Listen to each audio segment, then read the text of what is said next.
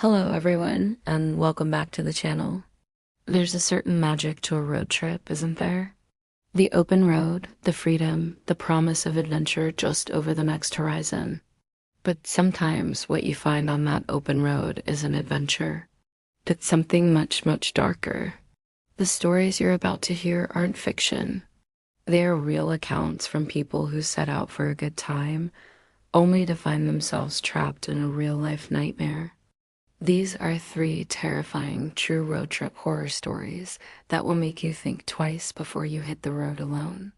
So buckle up, check your mirrors, and whatever you do, don't stop for strangers.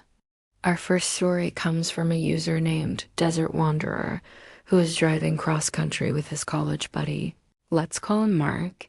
They were young, full of life, and cutting through the vast, empty expanse of the Nevada desert late one night. To save money, they decided to drive in shifts.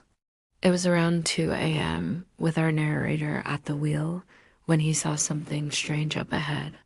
A single flickering light miles from any town or exit. As they got closer, they saw it was a lantern held by a woman standing on the shoulder of the empty highway. Her car was nowhere in sight. She was just there. Mark, who had just woken up, insisted they stop. She could be in trouble, he said. Against his better judgment, our narrator pulled over. The woman had a frantic look in her eyes. She explained her car had broken down and she'd been walking for hours. She asked if they could give her a lift to the next town. Something felt incredibly wrong. Her clothes were pristine, not a speck of dust on them, which was impossible after walking in the desert, and her eyes. They just seemed empty. He politely refused, saying they were in a hurry, and offered to call for help at the next gas station. The woman's friendly expression instantly vanished. Her face contorted into a snarl, and she whispered something they couldn't quite hear. Spooked, our narrator slammed on the gas. As they sped away, he glanced in the rearview mirror. The woman was still standing there, but she wasn't alone anymore.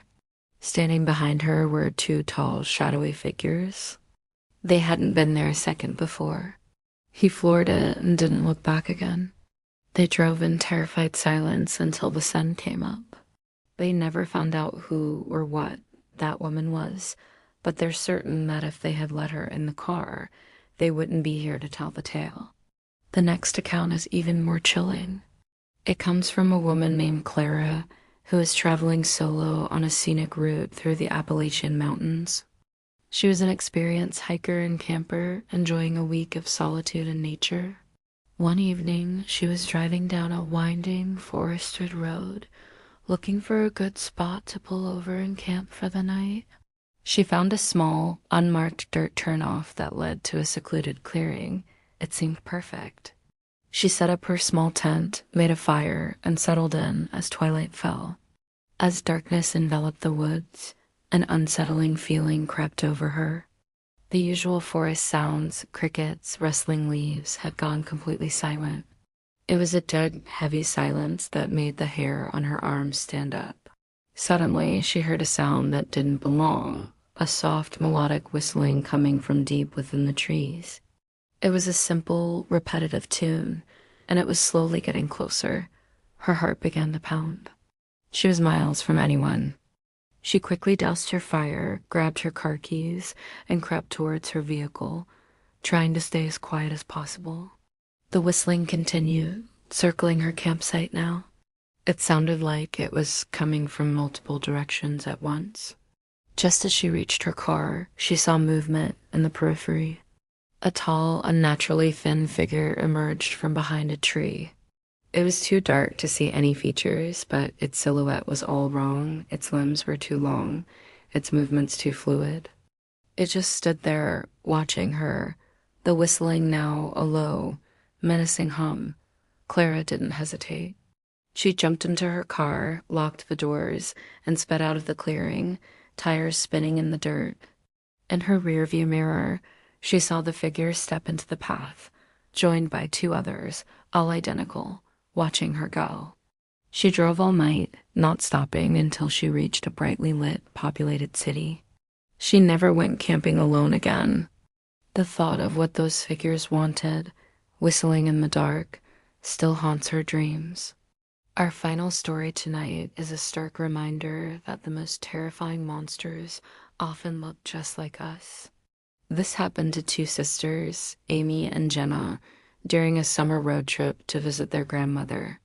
They were driving through a rural stretch of the Midwest when they got a flat tire. It was the middle of the afternoon, sunny, and they weren't too worried. They pulled over and started to get the spare out of the trunk. That's when a dusty old pickup truck pulled up behind them. A man who looked to be in his late 50s got out, smiling. He had a friendly, weathered face and offered to help them change the tire. The sisters were relieved and gratefully accepted. The man was charming and chatty, asking them where they were from and where they were headed. He changed the tire with practiced ease. As he finished, he said, "You know, there's a great little diner just a few miles up the road. Best pie in the state. You should follow me. I'll show you the way. My treat for the trouble." Amy was about to agree, but Jenna felt a prickle of unease. Something about his insistence was off. She politely declined, saying they were behind schedule and needed to keep going. The man's smile didn't waver, but his eyes turned cold. "Oh, but you have to try the pie," he said, his voice losing its friendly tone. "It's to die for." He took a slight step closer. That's when Amy noticed it. Tucked into the man's belt, partially hidden by his shirt, was a large zip tie, looped and ready. Her blood ran cold. Jenna saw it too. They thanked him again, quickly got into their car, and locked the doors. The man just stood there, smile still plastered on his face, as they drove away. They sped down the highway, their hearts hammering against their ribs. About a mile down the road, they saw the turnoff he'd mentioned. It wasn't to a diner. It was a deserted, overgrown dirt track that disappeared into a thick patch of woods. There was no diner. There was only him, his truck, and whatever he had planned for them. They reported the incident to the police in the next town, but the man and his truck were never found. It was a chillingly close call that proves you can never be too careful, because sometimes a friendly smile can hide the most horrifying intentions. And that concludes our 3 true road trip horror stories. It's a scary world out there, and these accounts are a powerful reminder to always trust your gut instinct. If a situation feels wrong, it probably is. Your safety is more important than being polite. Stay aware of your surroundings, let people know your travel plans, and always have a way to call for help. Thank you so much for watching with me tonight. If you have a scary story of your own, please share it in the comments below. I'd love to read them. Don't forget to like this video if you enjoyed it, and subscribe to the channel for more terrifying true stories. Stay safe out there, and until next time, good night.